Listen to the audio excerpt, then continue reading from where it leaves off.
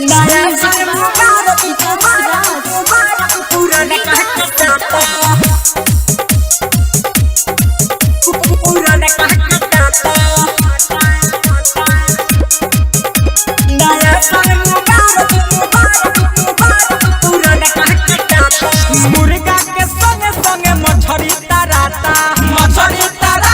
हो मछली तराता मुर्गा के संगे संगे मछली तराता